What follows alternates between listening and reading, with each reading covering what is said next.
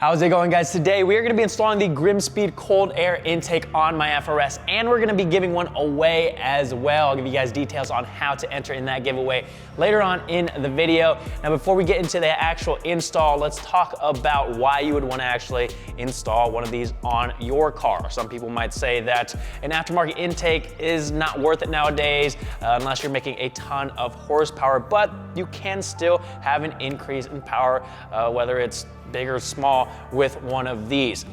This in particular, the Grimmspeed one, they did a ton of research and testing on. I think they went through 26 different configurations, over 100 dyno pools. So a ton of data that they went through before they ended up with this final design.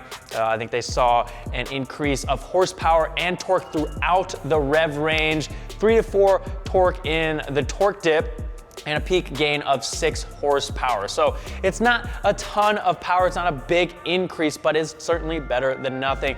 Some people do it just for the induction noise, and some people do it just for the aesthetics. There's 2 different versions that can be had. There is one with a black wrinkle powder coat or a red wrinkle powder coat. We've got the black one here just to keep things simple. So we're gonna get the stock one uninstalled, and I'll show you how easy it is to get this new one installed.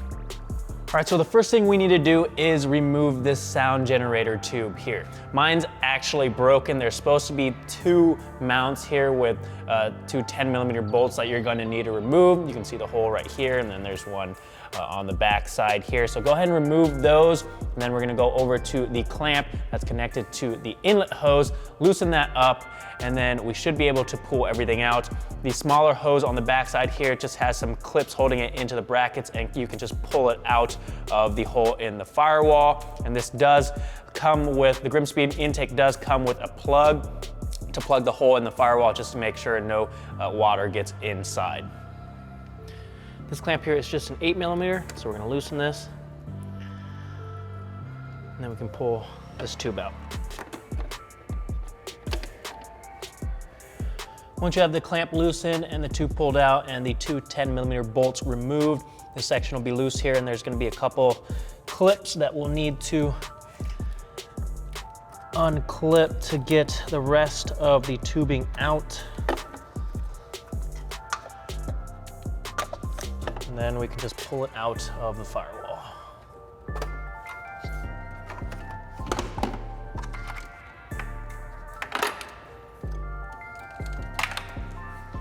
Now we can disconnect the MAF sensor and then unclip it from the intake box.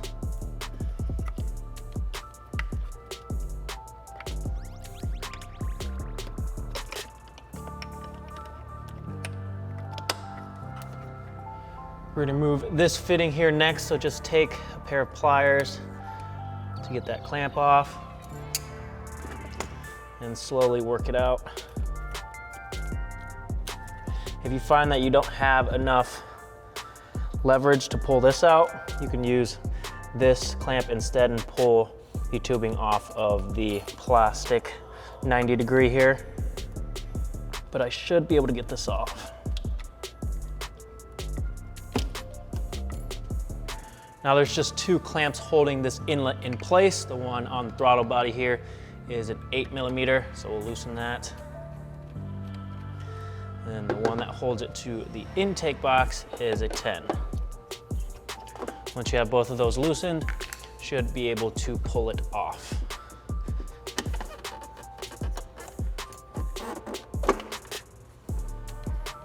The only thing holding the rest of the intake in place is 3 10mm bolts. There's 2 up top here, and then 1 down a little bit lower, basically in front of the oil cap. Now my intake box is actually broken, so I don't have that lower one, so I've just got these 2 here, and then we can pull the intake box out.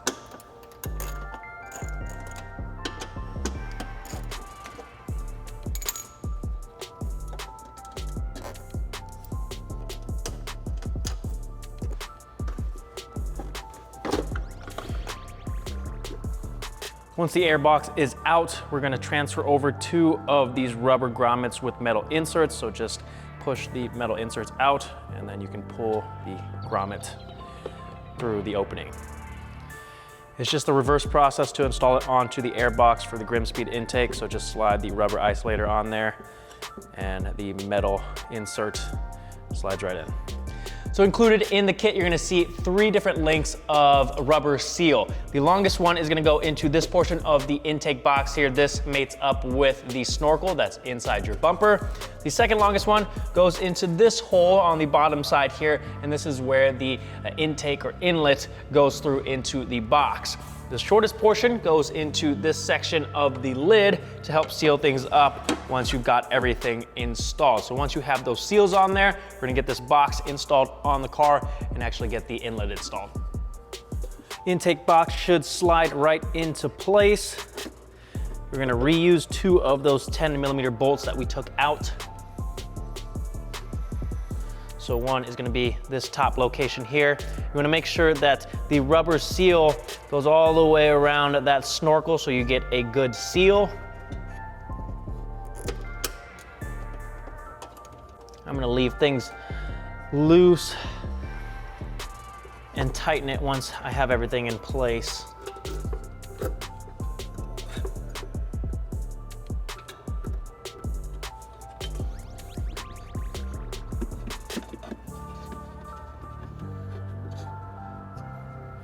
You're also gonna notice that there is a little grommet that comes with the kit as well. Go ahead and cut that open so this can go around the MAF sensor harness, and then we're gonna install it into the hole on the back side of this opening here. Make sure it gets seated all the way, and now we can actually install the rest of the intake. So we're gonna slide the inlet into the opening here at a little bit of an angle. And you can see that I actually don't have the MAF sensor installed yet. It's a bit easier to install after you have this tube installed. Once you have it partially in, we're gonna twist it. So the MAF sensor area is up top here where the opening is. And then it can slide in the rest of the way. And then we'll get the coupler installed.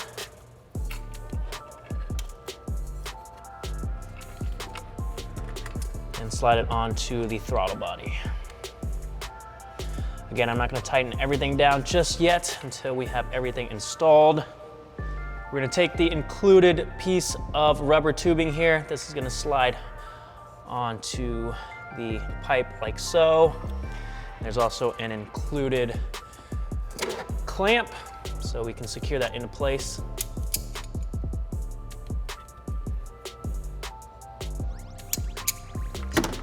And then we will slide the fitting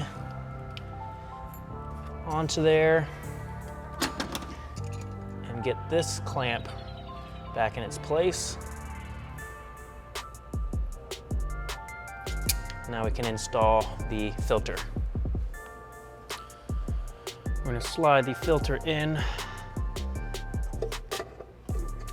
like so.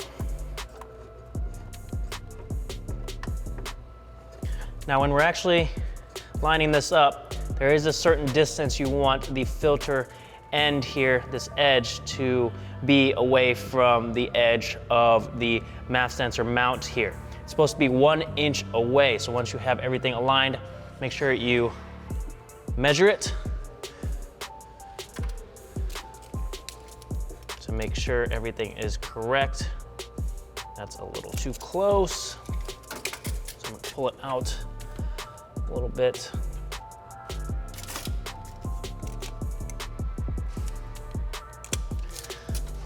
And that is just about 1 inch. Just need to straighten things out. And then we'll transfer over the MAF sensor. We'll slide the MAF sensor into place, make sure it is sealed correctly and you aren't pinching the gasket. And then it does come with new Allen bolts to secure it into place.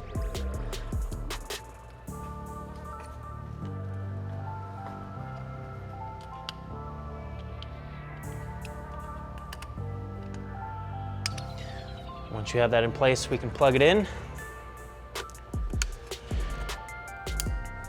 And then we're gonna get the rest of all the clamps and the air box tightened down, and we can get the lid on there. The lid is just held in with 6 Allen bolts that are included and washers.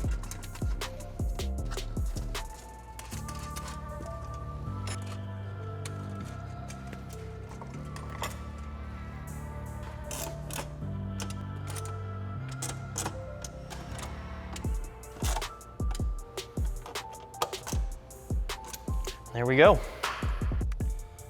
So right there in the middle is where I have the included cap installed where the sound generator tube used to go.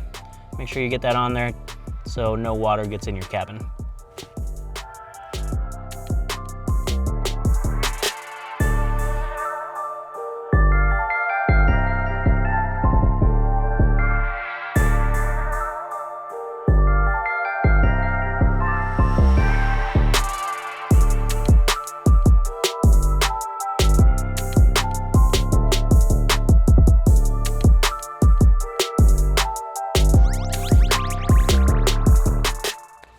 That's all there is to it, guys. Super simple install. You only need a handful of tools. It looks great, it's gonna sound great, and it's nice to have that small bump in power, however small it is.